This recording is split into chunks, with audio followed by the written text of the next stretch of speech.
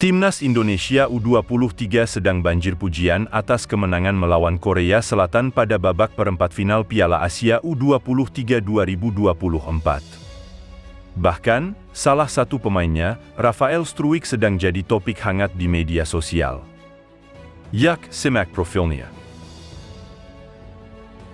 Rafael William Struijk atau lebih dikenal dengan Rafael Struijk merupakan salah satu pemain naturalisasi Timnas Indonesia.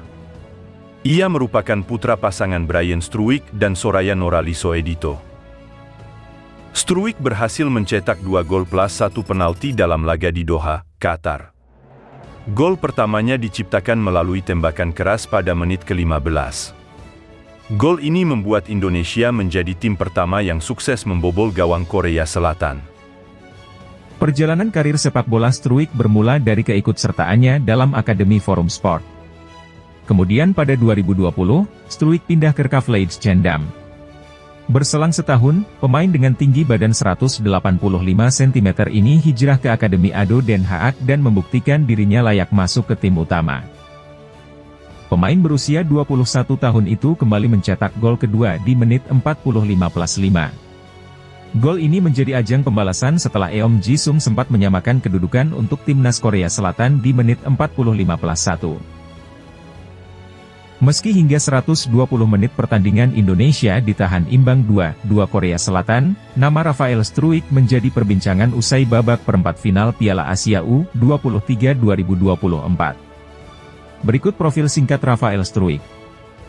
Rafael William Struijk, atau lebih dikenal dengan Rafael Struijk, merupakan salah satu pemain naturalisasi Timnas Indonesia. Ia merupakan putra pasangan Bryan Struijk dan Soraya Norali Soedito. Ia lahir pada 27 Maret 2003 di Leeds Chendam, Belanda. Meski keluarganya berkewarganegaraan Belanda, Struijk memiliki darah Indonesia yang didapat dari kedua orang tuanya. Ibu Rafael adalah keturunan Jawa dan Suriname. Sementara, ibu dari sang ayah atau nenek Rafael berasal dari Semarang, Indonesia.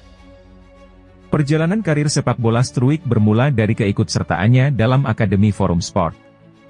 Kemudian pada 2020, Struijk pindah ke Leeds Chendam.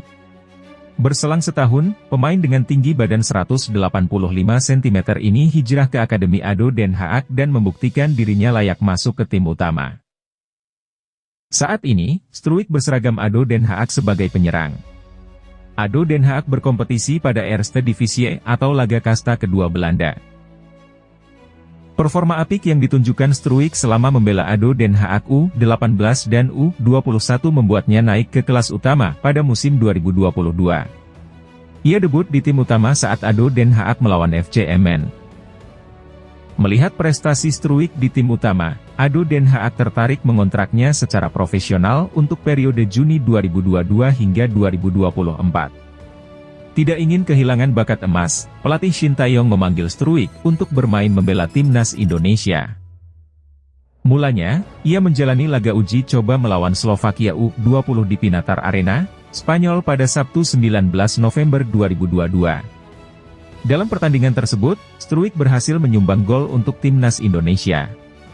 Ini membuat Shin Tae-yong merekomendasikannya untuk menjalani naturalisasi. Perjalanannya dengan timnas Indonesia pun dimulai. Struijk secara resmi berstatus warga negara Indonesia, WNI, dengan menjalani upacara pengambilan sumpah kewarganegaraan bersama kawan seperjuangannya, Ivar Jenner pada 22 Mei 2023. Berselang lama setelah resmi naturalisasi, Struijk ikut membela timnas Indonesia dalam ajang FIFA Matchday periode Juni 2023 melawan Palestina. Hingga kini, Struijk terus menunjukkan permainan gemilangnya. Dibuktikan pada pertandingan perempat final Piala Asia 2024 dini hari tadi.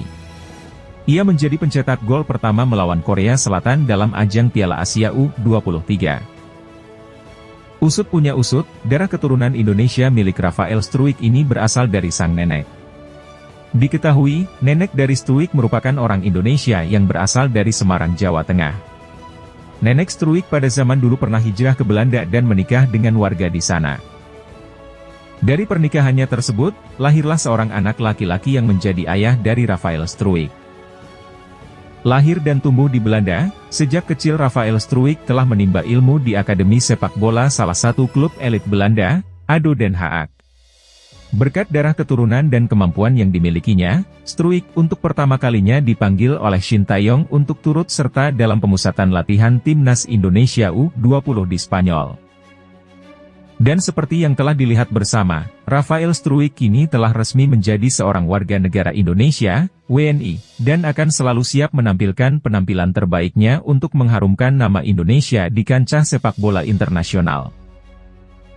Itulah profil Rafael Struijk, pemain timnas Garuda di bawah usia 23 tahun yang saat ini sedang menjalani laga di Piala AFC usia 23 tahun di Qatar.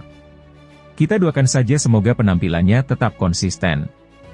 Terima kasih dan jangan lupa subscribe channel Gerbang 7.